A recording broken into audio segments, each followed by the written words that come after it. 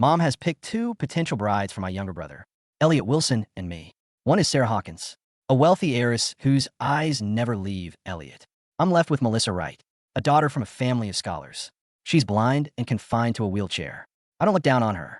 Instead, I take her to see every specialist I can find.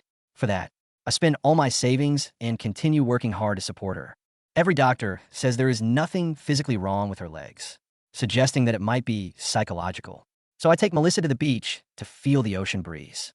I take her traveling, letting her experience the rivers and the warmth of spring. Then Elliot and I get abducted. A kidnapper is about to stab Elliot in the chest. Melissa suddenly sprints forward. She grabs me and shoves me directly in front of Elliot. I watch in horror as the knife pierces my heart.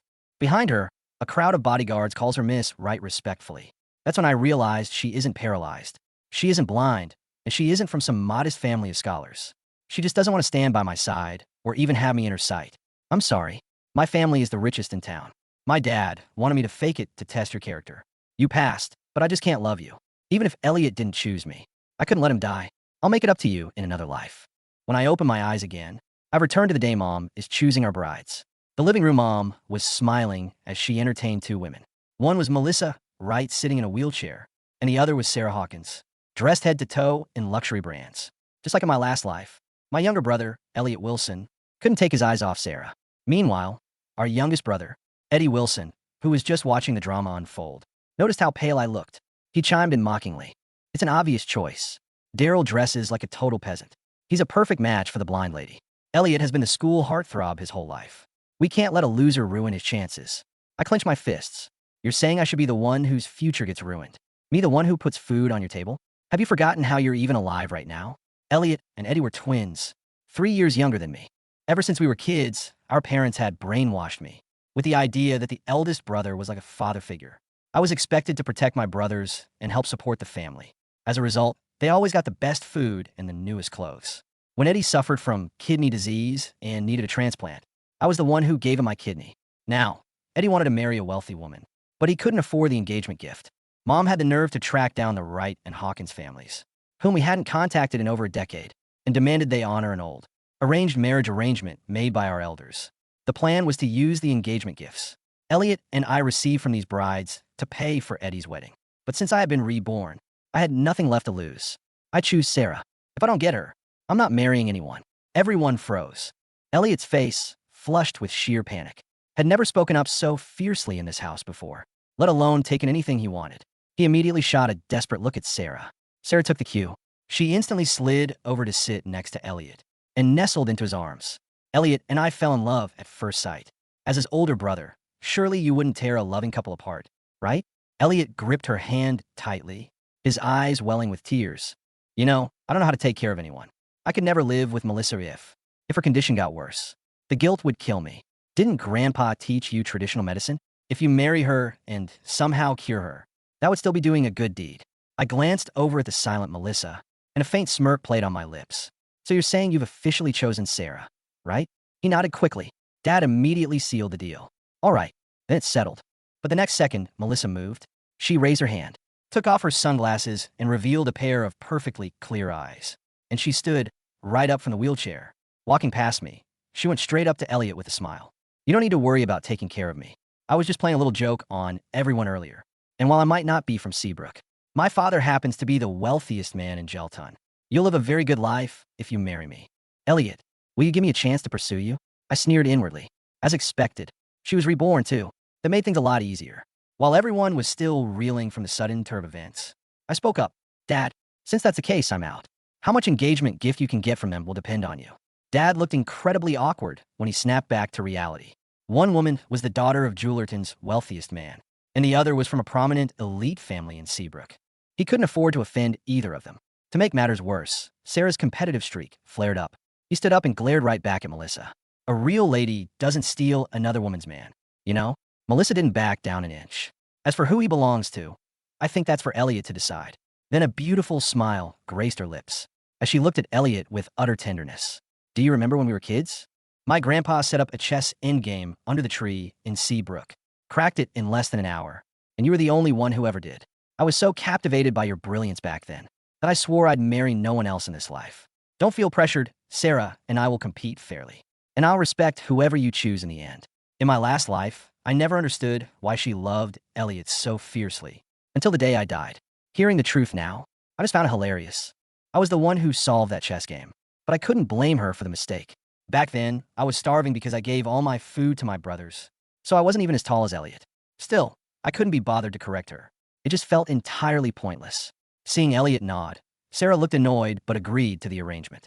From that moment on, it wasn't just a battle over a boyfriend. It was a clash between the elite families of Jewelton and Seabrook. Deciding I'd seen enough of the drama, I got up to head back to my room. But Dad barked at me. "Where do you think you're going?"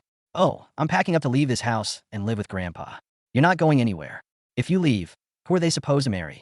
I scuffed. "Wow, Dad. You want both of these rich daughters-in-law. If you're that desperate, marry them yourself. I'm not picking up someone else's leftovers." With that, I went straight to my room to pack my bags. Actually, Grandpa had cut ties with our family long ago. 20 years ago, Mom got greedy.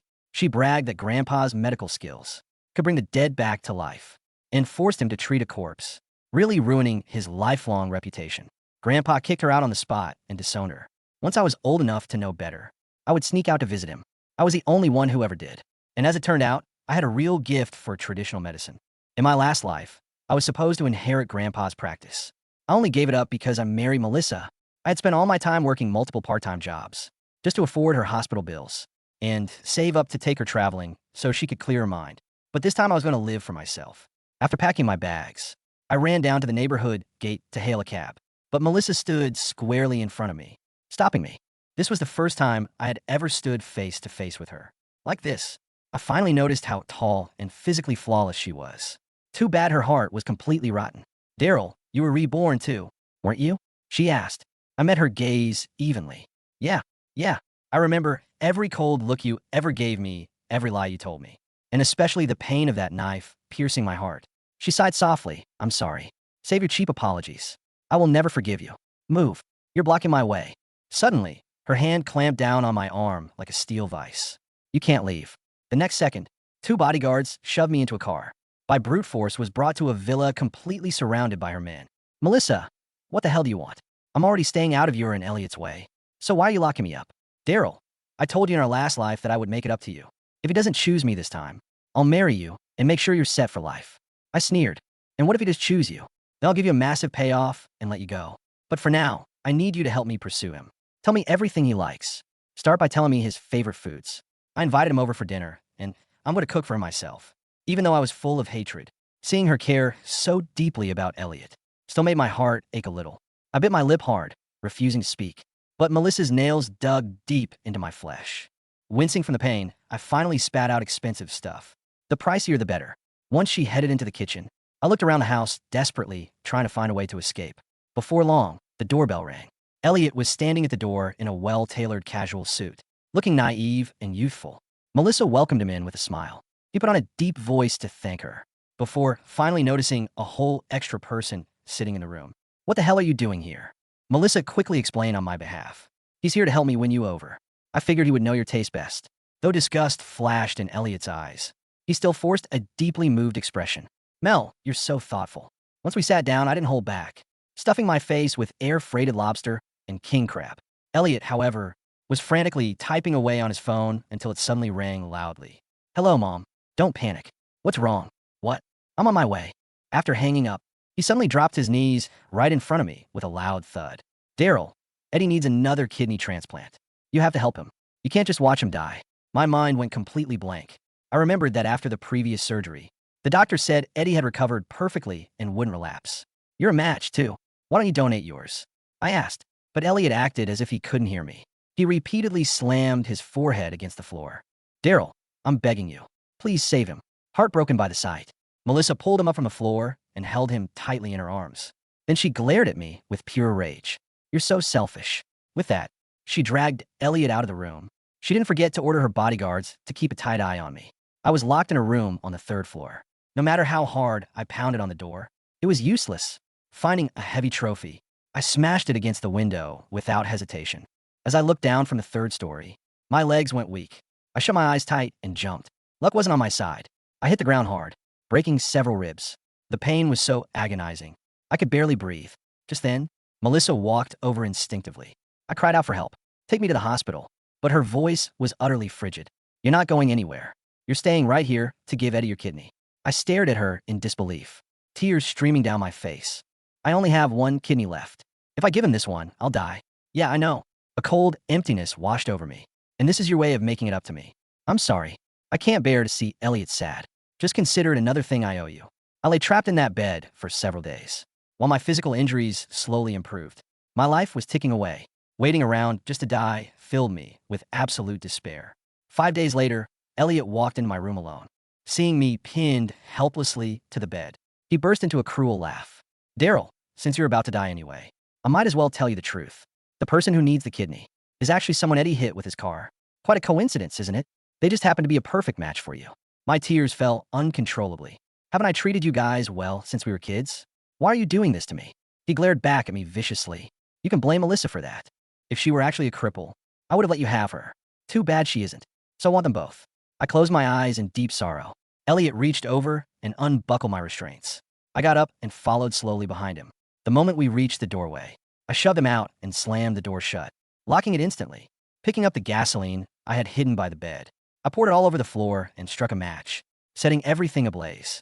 Elliot banged frantically against the door from the outside. What are you doing? You can't die. I'm calling Melissa right now. Elliot's voice, raw with a panic I had never heard from him before, shattered against the thick oak door. He hammered against the wood, his fists producing a frantic, uneven rhythm. But I didn't look back. I didn't even flinch as the black smoke began to curl toward the ceiling, carrying with it the sharp, acrid stench of burning synthetic fibers and chemical accelerants. I had no intention of dying. Not again. Not for them. The gasoline was a desperate gamble. A bottle of lighter fluid I'd managed to steal from a decorative terrace lantern during one of the brief moments the bodyguards had let their guard down. I hadn't poured it near myself. I had poured it in a thick, defensive crescent across the doorway and the primary ventilation shaft. As the heat intensified, the villa's high-tech security system did exactly what I knew it would do. High-end smart homes are built with fail-safes. The moment the smoke detectors registered the thick, black plumes, a shrill, piercing alarm cut through the air. The overhead emergency sprinklers hissed to life, raining down a freezing mist that clashed violently with the rising heat, creating a thick, blinding fog of steam and smoke. Simultaneously, the electronic magnetic locks on the doors clicked. They had released automatically to prevent occupants from being trapped inside a burning building. Enduring the agonizing, grinding pain of my broken ribs, I dragged myself into the adjoining bathroom. I grabbed a heavy bath towel, soaked it thoroughly under the rushing tap, and wrapped it tightly around my face and torso, binding my fractured chest to stabilize the bones. When I pushed the bathroom door open, the bedroom was a chaotic void of gray steam and flickering orange light. I could hear shouting in the hallway, the panicked voices of Melissa's bodyguards trying to navigate the sudden blackout and the blaring sirens. I stayed low, keeping my face inches from the floor where the air was still breathable. Crawling through the unlocked door, I slipped into the hallway just as 2 guards rushed past, their attention entirely focused on the roaring fire in my room and a hysterical Elliot, who was being dragged toward the main stairs. In the blinding, watery fog, no one noticed a bruised, soot-stained figure slipping down the narrow spiral staircase meant for the kitchen staff. I pushed through the heavy fire exit at the back of the villa. The cool, damp night air hit my face like a physical shock. Rain had begun to fall, a steady, quiet drizzle that washed the soot from my skin but did nothing to ease the fire burning in my chest. Every breath felt like a jagged piece of glass turning over in my lungs. I didn't stop. I squeezed through a gap in the manicured privet hedge at the edge of the estate, tumbling into a muddy ditch. Clutching my side, I dragged myself onto the dark, empty asphalt road that led away from the wealthy enclave of Jewelton. I had to reach Grandpa. He was my only hope. The journey to the outskirts of Seabrook took nearly 5 hours. I couldn't risk taking a cab. Melissa's family had connections everywhere, and a blood-stained, limping young man hailing a taxi in the middle of the night would have tipped them off instantly. Instead, I walked. When the pain became too great, I used my fingers to press hard against the Naguan and Zusanli acupoints on my arms and legs, using the pressure-induced numbness to trick my nervous system into ignoring the grinding of my broken ribs. It was a temporary, grueling measure, one of the many practical techniques Grandpa had quietly taught me when I was a teenager. By the time the horizon began to turn a pale, bruised violet, I was standing in front of a modest, traditional courtyard house nestled at the foot of the Seabrook Hills. A wooden sign, weathered by decades of wind and rain, hung over the gate, the Vance Medical Hall. My grandfather, Robert Vance, was a man who looked like he had been carved out of old cedar. When he opened the wooden gate and saw me collapsed on his stone steps, his face, usually an unreadable mask of stoic discipline, cracked with sudden, profound alarm. "Daryl," his voice was a low, gravelly rasp. "Grandpa," I whispered, my strength finally evaporating. They wanted my other kidney. That was all I could manage before the darkness finally claimed me. When I woke up, the smell of burning plastic and gasoline had been replaced by the rich, bitter aroma of boiling herbs. I was lying on a firm bamboo mat, my chest tightly wrapped in clean linen bandages that smelled of camphor, white mustard seed, and dry ginger. The agonizing, sharp pain in my ribs had subsided into a dull, manageable throb. Grandpa Robert was sitting by a small clay stove, slowly stirring a dark decoction in an earthenware pot. He didn't look up when he heard me stir, but his hand on the wooden ladle tightened.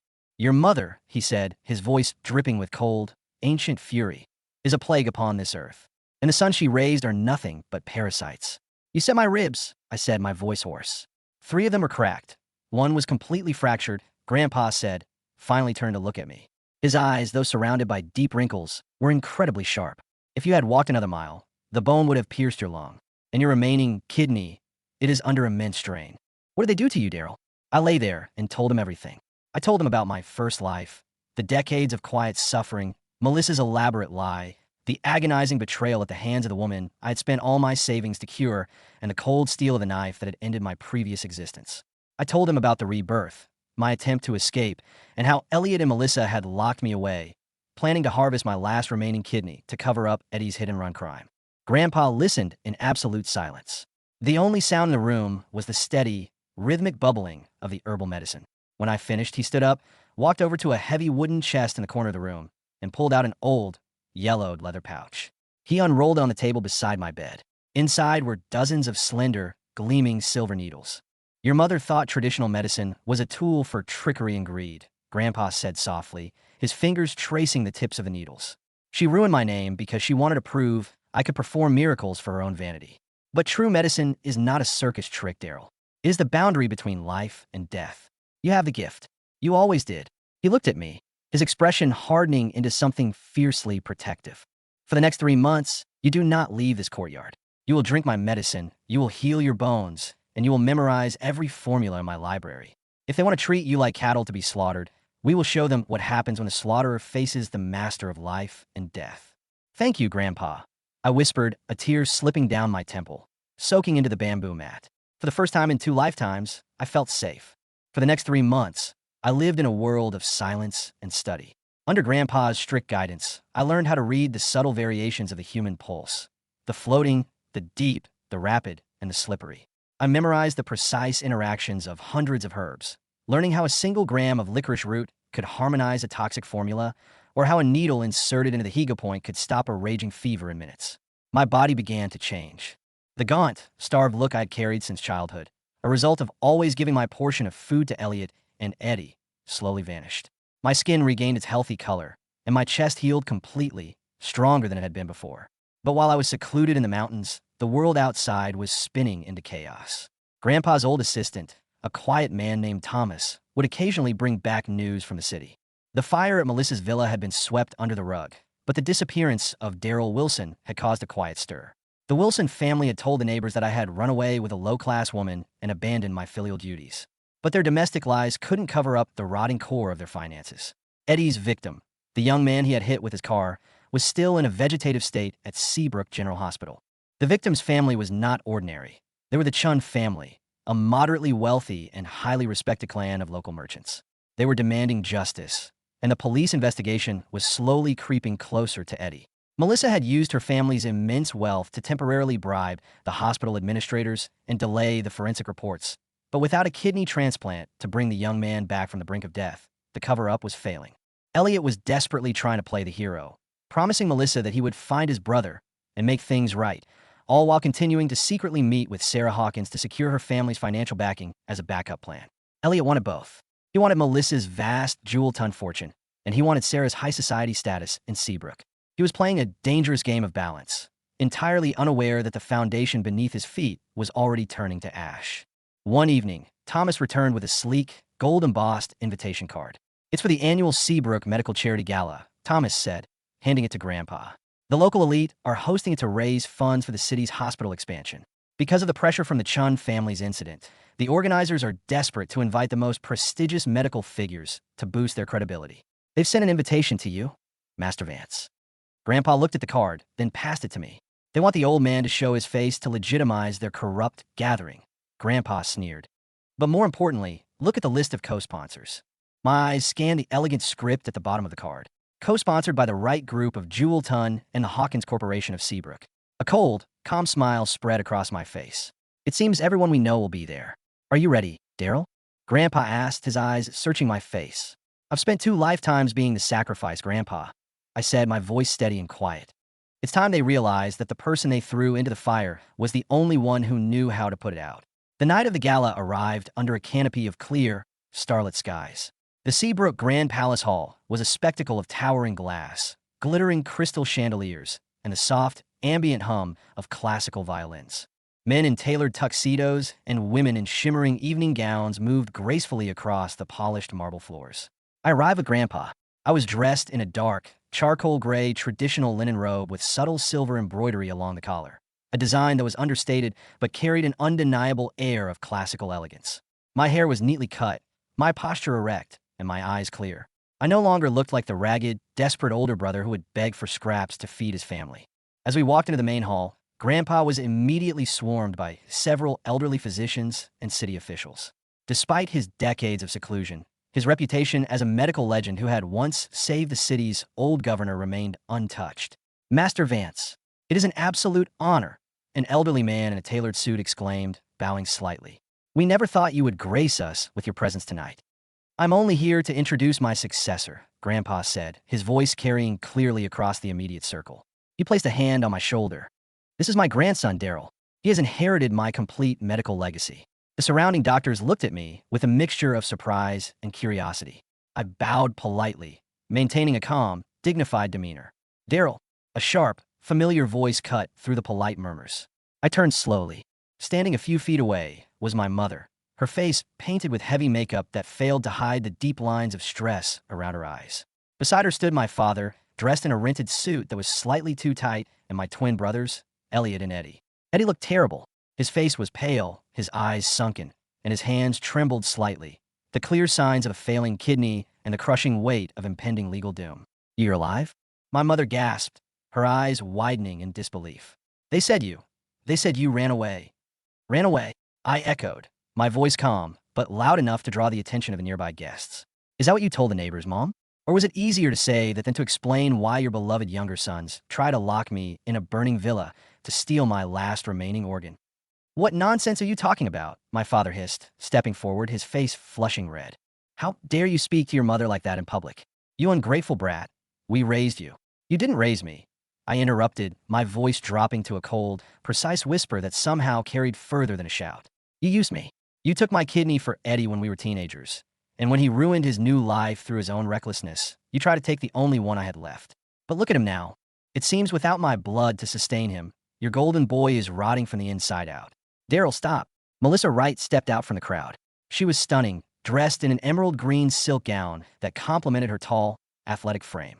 Her clear eyes, which had once pretended to see nothing but darkness, were now burning with a mixture of shock, anger, and something resembling panic.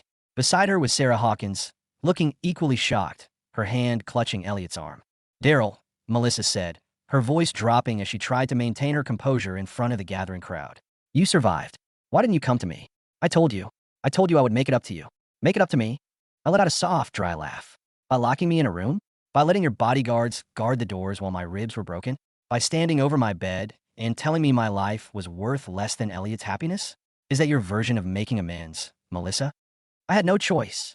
Melissa whispered fiercely, stepping closer. Eddie hit the Chun family's son. If that boy dies, Elliot's family is ruined. Elliot will be devastated. I couldn't let him suffer. I was going to give you millions after it was over. Your millions cannot buy a life, Miss Wright. Grandpa Robert's voice boomed, stepping forward. His presence was like an old mountain, immovable and heavy. And they certainly cannot buy my grandson's blood. Your family has wealth, but you lack the basic decency of human beings. Master Vance. Melissa faltered, her aristocratic poise cracking. This is a private family matter. It is not a private matter when it involves attempted murder and illegal organ harvesting. A new voice joined the fray. The crowd parted to reveal a middle-aged man in a dark, austere suit. It was Chief Inspector Chun, the head of the Seabrook Police Department and the father of the young man Eddie had run over. His face was a mask of cold, hard stone. Inspector Chun, my father gasped, his knees visibly shaking. We were just discussing.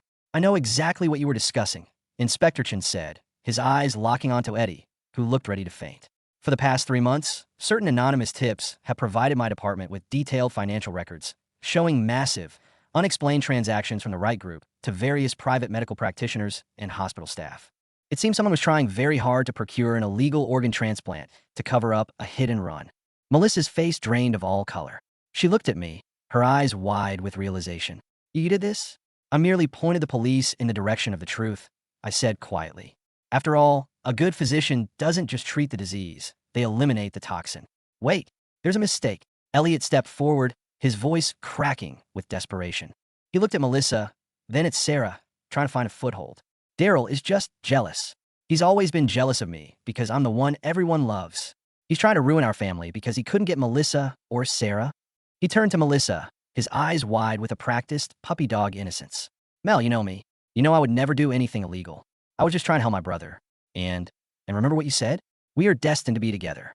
I'm the one who solved your grandfather's chess game under the old tree in Seabrook. I'm the one you swore to marry. The mention of the chess game made Melissa pause. She looked at Elliot, her expression softening slightly, grasping onto the one romantic anchor she had left in her chaotic world. Yes, Melissa murmured, her voice regaining some of its strength. The chess game. Elliot is the brilliant mind who cracked my grandfather's ultimate puzzle. He is a genius. A man like him would never lie to me.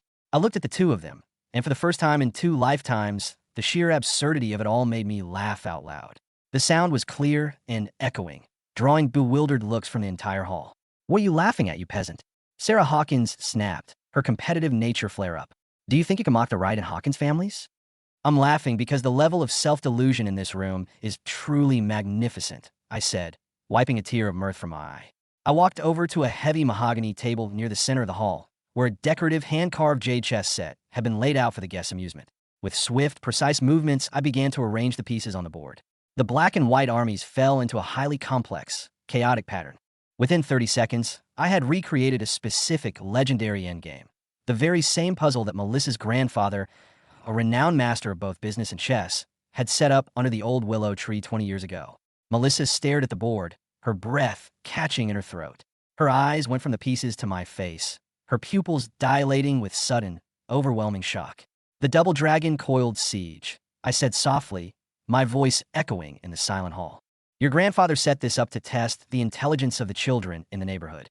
He promised that whoever solved it would receive his personal recommendation and a jade pendant. I looked at Elliot, whose face had gone from pale to a ghastly green. Elliot, I said, holding out a white knight. Since you're the brilliant genius who solved this in less than an hour, why don't you show everyone the final move? It's your turn. I. Elliot stammered, his hands shaking violently. He stared at the board as if the jade pieces were venomous snakes. It's been 20 years. How am I supposed to remember a stupid game from when we were kids? A true genius never forgets the pattern of their greatest triumph, I replied. I turned back to the board. Without a moment's hesitation, I picked up the white bishop, bypassed the obvious black queen, and placed it diagonally behind the black king, blocking the only escape path while simultaneously exposing my own rook. The sacrifice of a silent scholar, I whispered, sliding the rook forward to deliver a stunning, inescapable checkmate. A move that looks like a defeat, but secures a total victory. That was how the puzzle was solved, Melissa.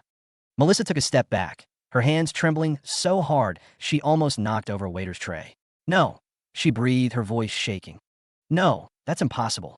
Elliot was the one who came to me with the solve board. He had the jade pendant.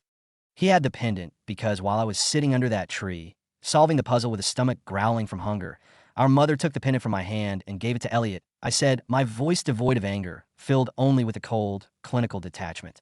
She said a useless older brother didn't need such things, and that Elliot needed the prestige to get into a better school. I didn't care back then. I just wanted my brothers to be happy.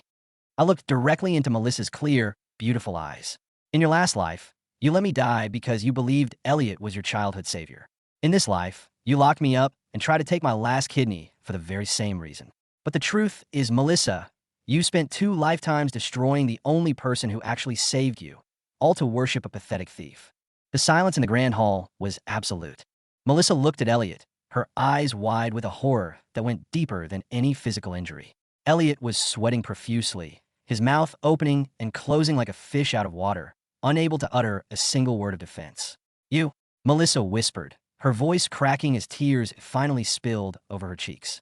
She took a step toward Elliot, her face contorting with a mixture of rage and disgust. "You lied to me. For 20 years, you let me believe. You let me ruin my life, my family's reputation, everything, for a lie." "Mel, please. I can explain," Elliot cried, reaching out to grab her hand. But Melissa slapped his hand away with a vicious, resounding crack.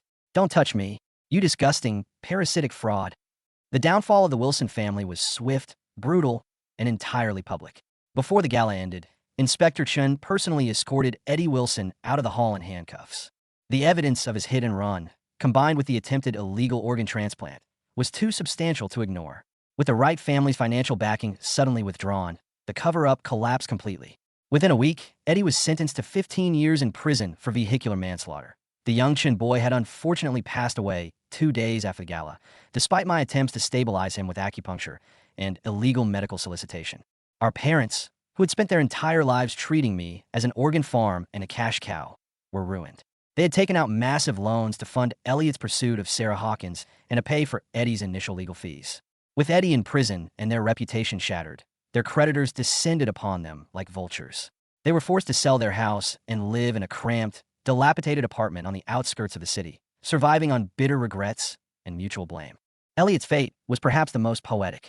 Sarah Hawkins, realizing he was a fraud and a social liability, abandoned him immediately, her family issuing a public statement severing all ties with the Wilsons. Without Sarah's wealth or Melissa's devotion, Elliot was nothing.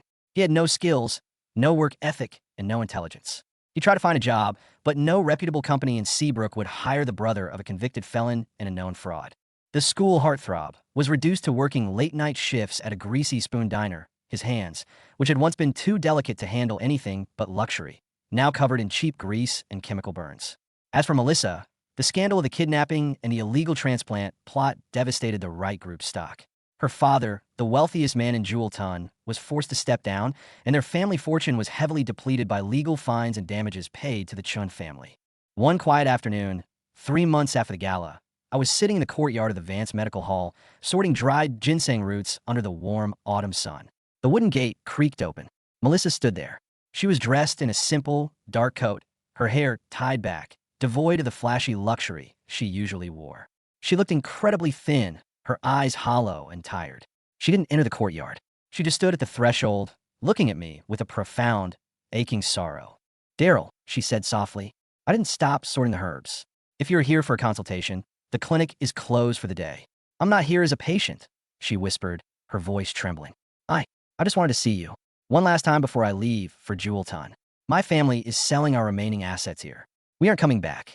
I placed a ginseng root into the wooden basket. "Safe travels." "Daryl, please." She stepped forward, her hands clutched against her chest. I remember everything from the last life. I remember how you held my hand when the doctors said I would never walk. I remember how you carried me up the steps of the temple in the mountains just so I could smell the incense. I was so blind, not in my eyes, but in my heart. Is there any way you could ever forgive me? I finally stopped my hands and looked up at her. The autumn breeze stirred the leaves of the old willow tree in the corner, casting flickering shadows across the stone floor. In my last life, Melissa, I died with a knife in my heart, watching the woman I loved protect the man who had stolen my life. I said, my voice calm, steady, and entirely free of malice. That kind of pain doesn't wash away with an apology. I don't hate you anymore. Hatred requires energy, and I have none left to waste on you. I stood up, dust brushing off my linen robe. I have a life to live now, a real one, for myself, and for the people who actually value my existence. You should do the same. Melissa looked at me for a long, silent moment. She opened her mouth to speak, but the absolute, peaceful finality in my eyes told her everything she needed to know. A bitter, tearful smile touched her lips. She bowed slightly, a gesture of respect she had never shown me in 2 lifetimes. I'm glad you're happy, Daryl, she whispered. She turned and walked out of the courtyard, her footsteps fading down the quiet, dusty road. I watched her go, then picked up my basket of herbs. From the main hall, Grandpa's voice called out, warm and demanding.